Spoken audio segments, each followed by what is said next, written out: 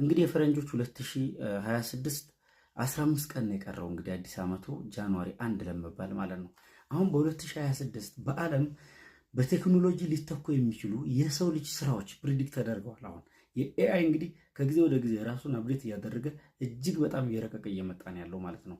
ስለዚህ የሰው ልጅ ስራዎች በአብዛኞቹ በማሽን ይተካሉ ማለት ነው። ለምሳሌ ሎጎ ዲዛይን ማድረግ፣ ስልክ ማንሳት፣ ማናገር፣ መልእክቶችን መቀበል፣ ኢሜሎችን መመለስ እንዲሁም የተለያዩ የሰው ልጅ ስራዎች በማሽን እየተተኩ ይሄዳሉ ማለት ነው። በኤአይ ወይ ደግሞ በአርቲፊሻል ኢንቴሊጀንስ ይተካሉ።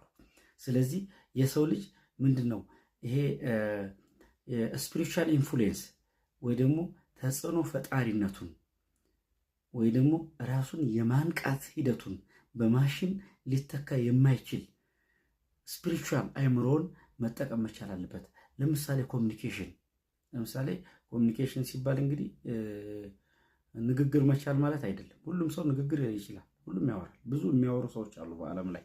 ያ አይደለም ኮሚኒኬሽን ማለት።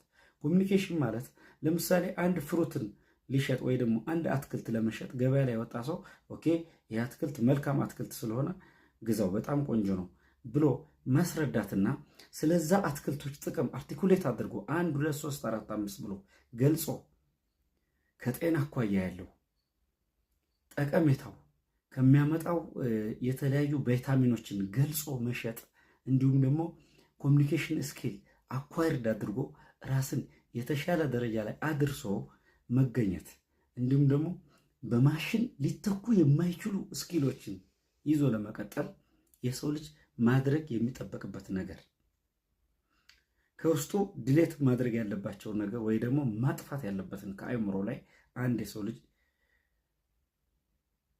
ከአይምሮ ላይ ድሌት አድርጎ በሌላ ሊተካ የሚገባ ነጥቦችን እጠቅስላችኋለሁ።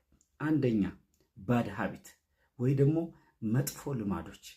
ምንድን ነው ባድ ሀቢት የምንላቸው? መጥፎ ልማድ የምንላቸው ነገ ሰራዋለሁ አደርገዋለሁ ብሎ የራስን ተነሳሽነት ሳያደርጉ ኦኬ ትምህርት አልማርም፣ ትምህርት እነከሌ ስኬታማ አይደሉም፣ ስለዚህ መማር የለብኝም፣ ንግድ አልነግድም፣ እንዳልነግድ እነከሌ ከስረዋል፣ ግብሩ ምኑ ንግዱ ማውጣቱ ፍቃዱ ምናምን ወዘተርፈ ቢሮክራሲው ብሎ መተው ወይ ደግሞ አንድ ስኪል ወደ ራስ ለማምጣት ወይ ደግሞ አንድ ማዳበር ያለብን እውቀቶች መቀየር ያለብን እውቀቶች ለመቀየር በፍርሃት ኖ ይሄማ መሆን የለበትም። ለምን ነከሌ ፌል አድርገዋል። በብዛት የሰው ልጆች የሚያዩት የከሰሩትን ነው የሚያዩት። ስለዚህ ብዙ ጊዜ መጥፎ ልማዶች የከሰሩትን እንድታይ